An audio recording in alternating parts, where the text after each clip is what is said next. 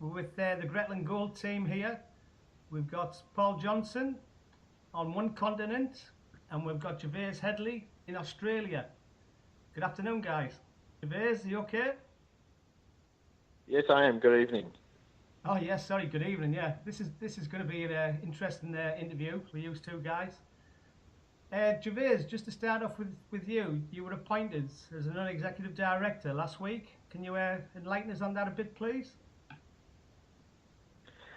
Absolutely. Well, last time I was in London, Paul, mentioned that he was doing a lot of things, and obviously they're very busy at Metal Tiger, and one of the companies that he's very passionate about is Greatland Gold. And after we'd talked about various things, he wondered whether I would have any interest in getting involved, and I said, look, absolutely, because I think there's an opportunity to build a very valuable company here. Okay, just you've got quite an interesting background. Could you explain that to the listeners, please, Gervaise? Yeah, absolutely, Alex. So I basically spent over 15 years in the global asset management industry. So I trained as an equity analyst, so somebody who, in essence, values companies and publicly traded companies in particular. And spent about 10 years, first as an analyst and then as a fund manager there, some of the time at Merrill Lynch there in London. And then I returned to Australia and worked with Macquarie Bank for about 6 years running various parts of their funds management business here in Australia. Oh, okay. Paul, sorry to leave you out of the conversation. What attracted you to Greatland Gold and Metal Tiger? Oh, well, I'm afraid we are just looking for major profit with all of these investments that we take. And we've invested in probably getting on for 10 or so companies in the last year or so. And recently we increased the rate and pace of our investments because we think it's pretty much at or near the bottom and we're in the recovery phase. Now, Greatland is slightly different because we actually decided that two of us would go on the board of Greatland Gold, and that's Alex Borelli and myself from Metal Tiger, because we saw it as a very clean operating shell, if that's the right terminology, with some interesting projects in the company already, and also with the potential for new opportunities to be brought in to further increase the value.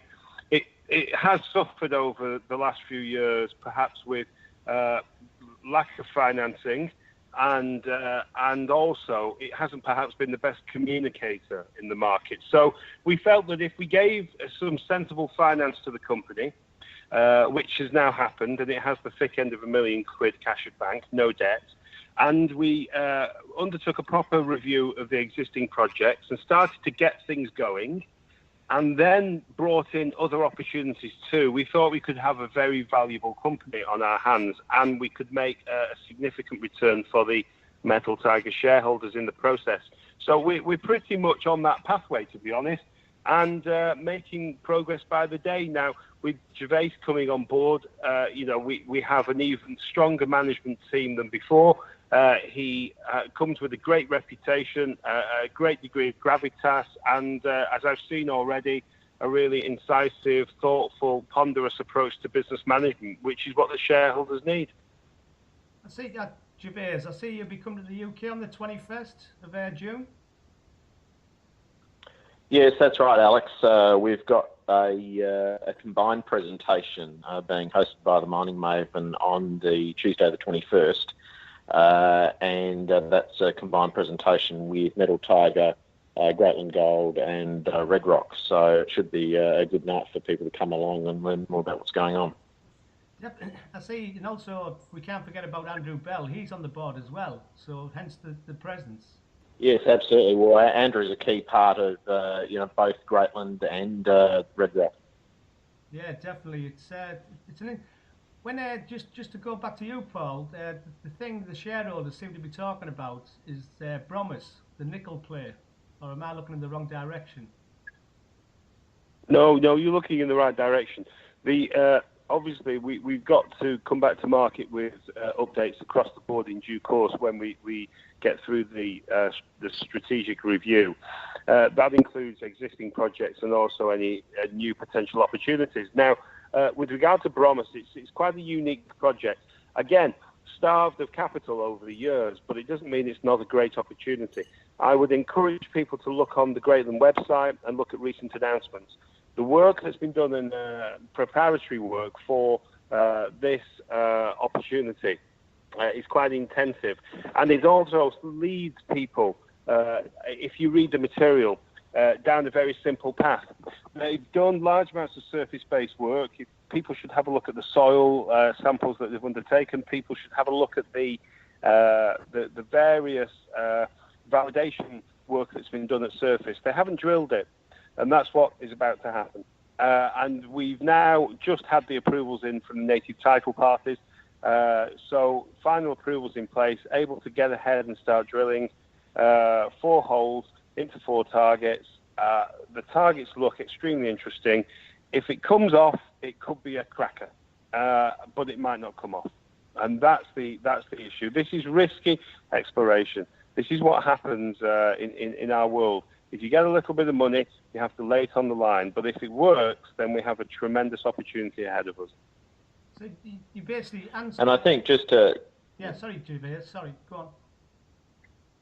Yeah, and just to add to Paul's comments, I mean, they did an electromagnetic survey over the area and 4 targets there came up, but one, the target number 1 really stands out like a sore thumb, and I think even the third parties that did the survey work for them said, wow, that's a good-looking target. So it's definitely something that you have to, follow up. That the risk there is definitely worth the reward. And you're fully funded as well, Gervaise, yeah? The company's funded to go forward?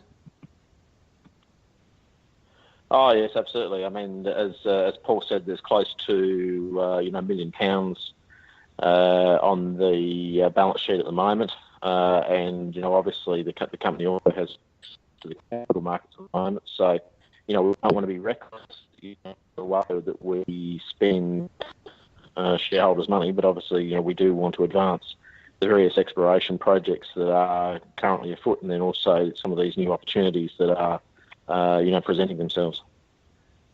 So obviously you've got your hands full as a company at the moment, but would you consider a new asset at this time, or can you not comment, guys? Well, look, we definitely consider new assets at the moment. I think the whole sector, if you take a big picture, there's a lot of we believe that commodities are near the low, and there's a lot of cheap exploration and development assets that are available at the moment in Australia and elsewhere. And, so we're definitely, open to ideas there. Definitely. Paul, do you have any thoughts on that, please? Yeah. Firstly, just to go back a step, I would say that if you look at the cash at bank and you look at the expense of, say, a program such as Bromus, it's not consuming a significant proportion of the company's resources, and each of our individual activities going forward will not put the company at risk. They will all be a modest proportion of the existing cash resources. With regard to new opportunities, there are plenty of new opportunities, and we're looking at a variety of different things.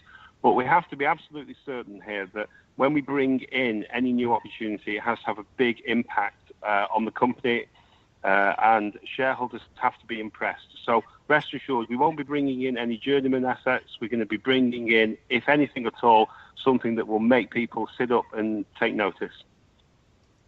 Just by the way, that's great stuff. And on a final note, just for each one of you, Gervaise, what would you say to current shareholders or future investors? What would you say to them in the short to medium time for Greatland Gold? Well, look, in the short to medium term, clearly the onus is on us as a management team to advance the projects and move forward on executing on new opportunities. So, expect to see hopefully a lot of news flow over the next, few months. Okay, Paul? Yeah, that's the key, is active news flow that will make people continually look at the stock, have it on their monitor, and invest in the shares. So we will be communicating widely on a regular and frequent basis, and hopefully people will start to have renewed confidence in this company, take a position, sit, wait, and watch what happens. Sounds very exciting. By the way, gentlemen, thanks very much for taking the time to talk to LSE Share Talk today. It is much appreciated, because I know you're both on different continents and different time zones. It's a pleasure. It's a pleasure. Thanks very much. No, thanks very much, guys. Thank you.